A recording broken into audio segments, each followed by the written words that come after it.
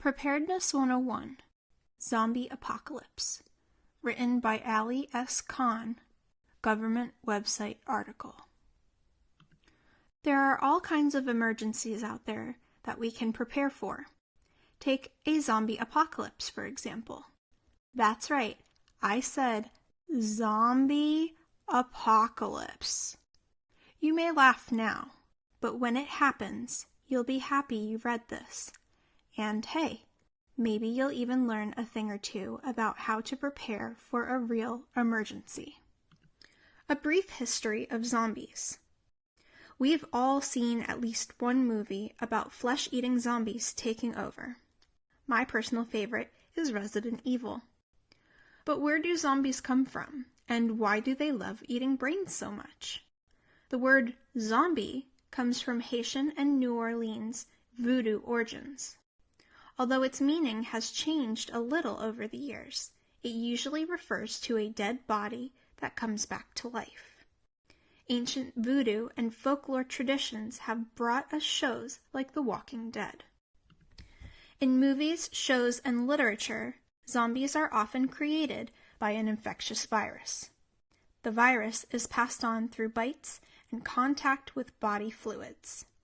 Harvard psychiatrist Stephen Schwarzman wrote a fictional medical paper on the zombies in Night of the Living Dead. The paper names their condition ataxic neurodegenerative satiety deficiency syndrome and claims it is caused by an infection. Zombies Survival Guide identifies the cause of zombies is a virus called solanum. Other zombie explanations shown in films include radiation from a ruined NASA Venus probe, as in Night of the Living Dead, as well as mutations that occur because of diseases such as prions, mad cow disease, measles, and rabies. The rise of zombies in popular culture supports the idea that a zombie apocalypse could happen.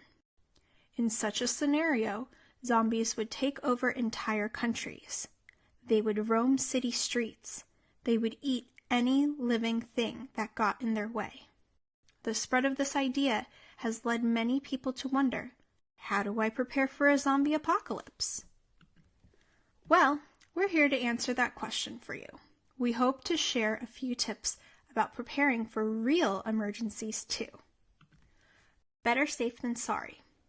So, what do you need to do before zombies, or hurricanes or pandemics, for example, actually happen? First, you should have an emergency kit in your house. This kit should contain water, food, and other supplies to get you through the first couple of days before you can locate a zombie-free refugee camp. Or, in the event of a natural disaster, it will give you some time until you are able to get to an evacuation center or until power comes back on. Below are a few items you should include in your kit. Water, 1 gallon per person per day. Food. Stock up on canned or boxed items that you eat regularly. Medications, prescription and non-prescription. Tools and supplies, utility knife, duct tape, battery-powered radio, and so on. Cleaning items, household bleach, soap, towels, and so on. Clothing and bedding, a change of clothes for each family member, and blankets. Important documents, copies of your driver's license, passport, and birth certificate, to name a few. First aid supplies. You're a goner if a zombie bites you, but you can use these supplies to treat basic cuts and injuries that you might get during a tornado or hurricane. Once you've packed your emergency kit, sit down with your family and come up with an emergency plan. The plan should include where you would go and whom you would call if you see any zombies appearing outside on your doorstep. You can also use this plan if there is a flood, an earthquake, or any other emergency. Number 1, learn which emergencies are possible in your area. Besides a zombie apocalypse, these emergencies may include floods, tornadoes, or earthquakes. You can contact your local Red Cross chapter for more information. Number 2, Choose a meeting place for your family to gather in case zombies invade your home. This place can also be where you meet if you have to leave your town because of a hurricane. Choose one place right outside your home for sudden emergencies.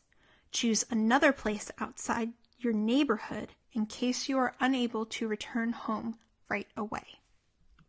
Number 3, learn who your emergency contacts are. List phone numbers and any other information for the police, fire department, and your local zombie response team.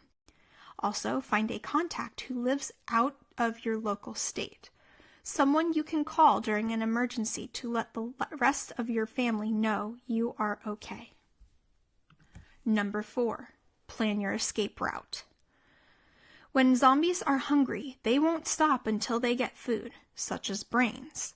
This situation means you need to get out of town fast. Plan where you would go, and ahead of time, plan any routes you could take. In this way, the flesh eaters won't have a chance to get to you. It is also helpful when natural disasters strike and you have to take shelter fast. Never fear, CDC is ready.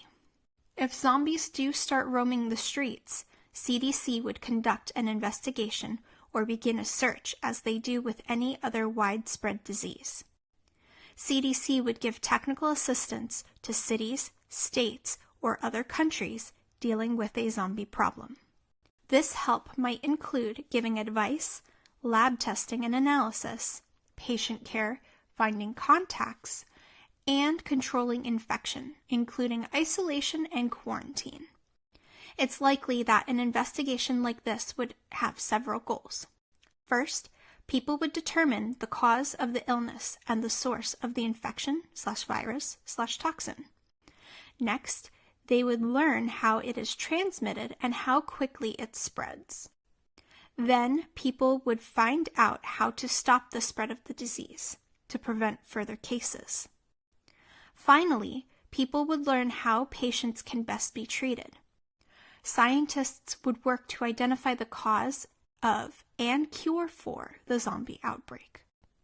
CDC and other federal agencies would then send medical and emergency teams to help those in affected areas.